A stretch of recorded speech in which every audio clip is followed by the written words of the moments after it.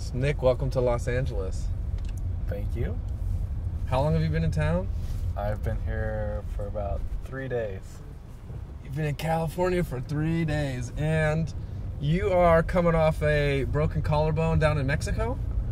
Yes, sir. Broke my collarbone on a gigantic dirt jump in the streets of Mexico. Wow, in the streets of Mexico. And it is the end of 2017 right now, so you had a pretty big year, but that was the last contest of the year, and kind of didn't go as planned.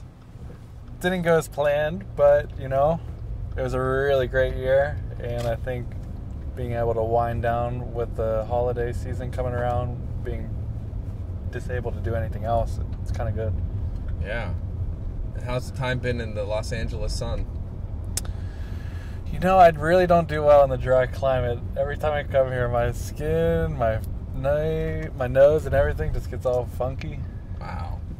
But I like the warmth. But I am excited to get back to the snow. Oh, truth comes out. All right. Well, perfect. So let's start at the beginning, man. What do you think your first, your moments or interactions with like BMX? Like, when did you start riding a bike? Do you remember your first bike? Yeah, like what was that all about? Well, I remember watching BMX Dirt on the X Games on the TV. Like, I saw it through the window of my porch. I was like, what's on the TV right now? So I went inside, checked it out. I was like, holy crap, this is probably the coolest thing I've ever seen in my life. And my sister had a bike. I didn't have a bike at the time. So I hopped on her bike, and there was like always a stump in our front yard. So I started jumping that continuously, and it was just a sketchy black Walmart bike. Oh, yeah. That was probably going to fall apart, but it was just so much fun. And then, yeah, I just slowly progressed into building some dirt jumps in my backyard. Thankfully, my parents let me do it all the time, or let me do whatever I wanted. And what age was this all happening? Was this like 3, 4, 10? Like, I was roughly around 8 years old, I think. Okay. True. I don't know.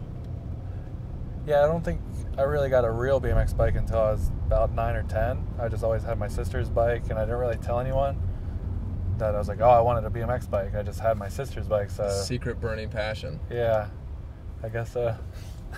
So we grew up in the same town. We grew up a couple miles apart, and your sister was in my grade. And I think I had to be like 11 or 12 when a lot of the friends that I had were always interested in hanging out with your sister and her friends. And we came to this house that I think your family was renting in like the middle of town. You guys were kind of under construction on your house that you're in now, but I remember there being these like little 2-step or 1-step in the front, and you blasting down the steps on like a scooter, or maybe even like grinding the step a bunch. And I feel like that was my first moment or encounter with Nick Bruce. Do you think, does that sound familiar? Does that ring a bell? Yeah, 100%. We had a perfect little grind ledge as our main step on our sidewalk, entering that house that we were living in at the time, while our house that we live in now is under construction. And it was really cool because I rode a scooter. I don't know. You just roll about all of it, any of it, I was right? about any of it, yeah. Any of the action sports, any of the adrenaline sports, you were doing it. I think I had an X Games bike at the time. Okay. And then did you know, because in the thing that a lot of people might not be familiar with or know, but at the time, Northeast Ohio had a lot of stuff going on. This is around 96, 97 when, you know, Changa World is one of the biggest skate parks in Northeast Ohio, the original one, and then that ramp builder, Nate Wessel, comes to Youngstown, and with the Section 8 guys, they had a place they called the Warehouse in downtown Youngstown that was some abandoned coat factory or something, and they had all these ramps, and they have these parties, and then around 96, 97, they decided to have their first official skate park, which was across the street from your house. The skate park was across the street from your house, and I had been going there, I'd been rollerblading there, and a lot of people, Anthony Napolitan, Catfish, BJ Gritza, and then Chris Doyle and all those guys would be coming up. But did you know when you were living in that house that you were across the street from the skate park, and then also like 2 blocks from the local trails? Yeah, I always known about both. We had a cool little local trail spot, but Section 8, I was only 9 years old at the time while I was living close by. So I had to wait until I was 12 years old because of their rules or waiver fees. Insurance. Yeah, insurance, liability. I don't know what the case was, but because I was so young, I had to wait 2 or 3 years, just because I think a kid in your grade actually broke his arm there, and then it changed the whole waiver and everything. So I had to wait for basically 2.5 years until I knew I could ride Section 8 skate park.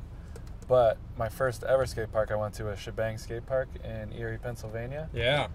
A couple friends in our hometown brought us there, and that was my first ever skate park experience. I remember crashing and riding directly into a rollerblader, and he was so angry.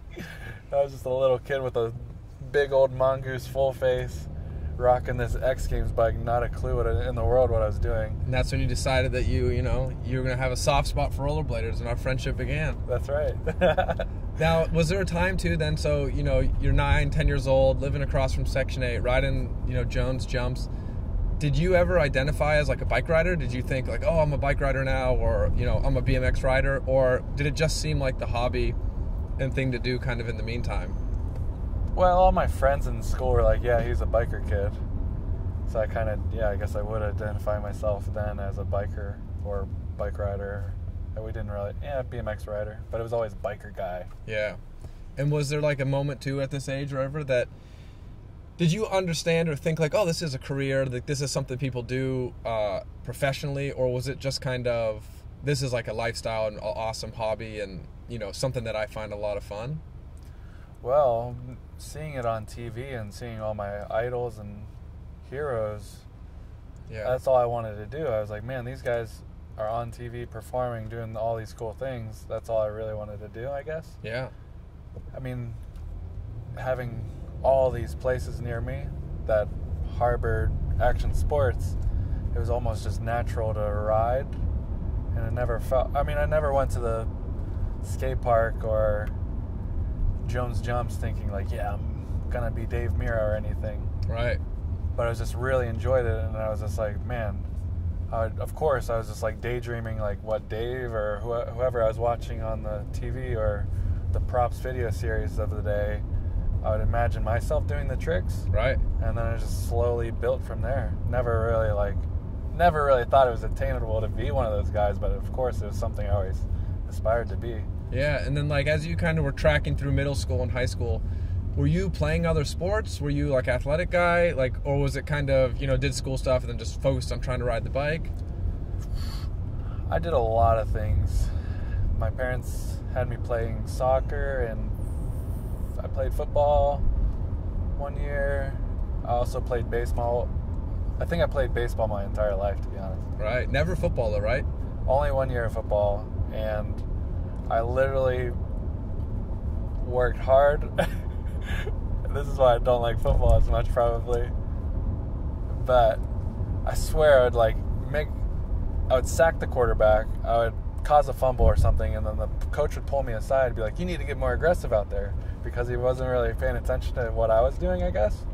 And even when we would watch films, like after the game or whatever, everyone was like, oh my God, that was sweet, Nick, or whatever, that tackle was crazy, and the coach was just like in his own world, not paying attention. Yeah. So I was never really recognized in that world, so I was just like, yeah, this isn't really me. And then same with basketball tryouts, I remember, because I love basketball now, to be honest, but trying to get on the team, I was faster than anyone on the court, but the coach never remembered my name, didn't know who I was, and it wasn't like, oh, I need him to make me feel special or anything, but I was just like, I'm putting in a lot of work and this dude's not giving me anything. Yeah. I was like, I'm just over it. Now, did that help you like with the action sports stuff, where it really is, it's just you out there? That's the thing that I've always said, or I've always appreciated with action sports, is that no one tells you to get up and try again, or like to go out and ride. It's kind of like all individual based. Like as much work as you want to put in is kind of what you get out of it. If you want to go to the jumps and like just do a couple kickouts and smoke cigarettes, that can happen. If you want to go to the jumps and like work on 360s and turn downs and tabletops and all that, like you could push yourself and kind of set your own goals. Yeah, I think it was just always watching the pros or whatever videos as I was watching and seeing the guys do those types of tricks. I was like, oh, I could do that. And then just I literally would study every single video on how people would do a trick. If a trick like really intrigued me, I would just sit there and replay it like 100 times before it really made sense in my mind. Yeah. And obviously is a lot of trial and error. Yeah. But I think maybe the work ethic comes from my dad, because I would always help and work with my dad, like doing hard labor stuff, construction work. So any hard work is stuff you don't really want to do versus hard work with something you actually enjoy doing. Right. It makes it a whole lot easier just Way to more keep, enjoyable. Yeah, you could just keep trying tricks. Yeah. Or trying to clear a jump or who knows what. Yeah. Now I remember, like I said, had this memory of meeting you at a younger age, kind of like blasting around on the scooter, and then it was a couple years later that I was 8 years old and we had a backyard ramp set up, and it was super sketchy for a long time. And then Section 8 opened, and when they were building the park and like it was under construction, my brother and my dad went down there, and we kind of saw, oh, this is what ramps are really built like. And we started getting more of a legitimate backyard setup, and again started attracting a lot of different pros and stuff from the Northeast and Western Pennsylvania and all over the world. But at some point, I remember you and maybe the guys that you were running around with popping up in the backyard more and more often. And we had like the big 6 foot street spine and like a 13-foot wall ride and a curved wall and big ramps. And they were really tight transitions and like, this bowl setup. But I remember you kind of coming there and having like really good bike control from a young age. And, I saw all these other guys ride the ramp and like figured out, and people like Anthony Napolitan and Jay Loychek that were amazing riders, but had already kind of been, that pedigree of been riding Section 8 for years and like kind of traveling all over Ohio riding. And then, Nick shows up, and you just had like really good control and like understood the lines in the backyard. Like, did you think to yourself as like, I have good bike control, like I know how to ride this thing? Or was it you just were having fun figuring it out and like to go fast? Well, I always remember being back at the local trails. I was always jumping the bigger jumps with the older kids. Yeah. And they would always like, wow, this kid is just as good as us. He doesn't care. Like he could jump all these bigger jumps, when all the kids my age or my grade, they weren't even touching, or you wouldn't even think about touching it. So I think just being fearless, and then I used to drive past your house every day to baseball practice or a baseball game, like seriously, like staring out the window, like trying to see what kind of ramps you had in your backyard, because I always known about it. But my parents would never let me ride my bike that far. Yeah. Because he lived on a crazy main road and super far away. So I was never allowed to ride my bike that far. But I would always be so like, oh, what's in that backyard? I only hear all these crazy stories. And then finally, once I was able to get back there, I was just like, oh my gosh, I just want to ride everything. I just want to ride these ramps. Yeah, they're a bit steeper, a bit harder to ride than your traditional skate park. But that's what made it so unique and so much more fun to ride. Yeah, it's funny because, and I remember in that little era of time where we had the backyard ramp and you and your friends would pedal up there. I hadn't met your dad yet, and there would be this cement truck, or not cement truck, but like big dump truck. Big dump truck, yeah, that would pull up on the driveway, and you would just hear it running, and then, Nick, get back here. And I was like terrified of Ed Bruce for years, like, who's this guy? And I think that was something that partially motivated me to dig more back at Jones Jumps, because I wasn't really riding a bike yet. I was rollerblading all the time, and I saw Nick was good. And to me, you stood out because all the other guys, it was like, how can we get chewing tobacco? How can we smoke some cigarettes? I was like, dude, you guys aren't serious about this. Like, I'm looking for passion. Yeah. And I saw you, trying tricks and like jumping the big stuff that I thought, why isn't everything back here big stuff? Mm-hmm.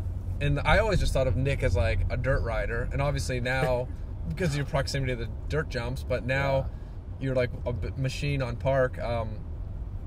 Did you attribute a lot of did you figure out a lot of tricks back at like those dirt jumps?